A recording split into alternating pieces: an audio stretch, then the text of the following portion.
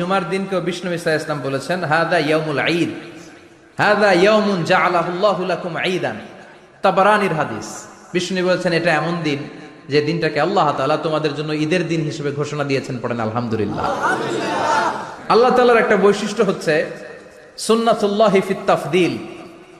এক এক জিনিসের উপর আল্লাহ এক এক জিনিসকে বৈশিষ্ট্যমণ্ডিত করেন, মর্যাদা দান করেন। ফাদ্দালা জামানান আলা জামান কামা ফাদ্দালা মাকানান আলা মাকান, ইনসানান আলা ইনসান। আল্লাহ ব্যক্তির উপর ব্যক্তিকে প্রাধান্য দেন, আল্লাহ সময়ের উপর সময়কে প্রাধান্য দেন, আল্লাহ স্থানের উপর স্থানকে প্রাধান্য দেন। এটা আল্লাহর সুন্নাত। এটা আল্লাহর কি সুন্নাতুল্লাহি ফিত তাফদীল।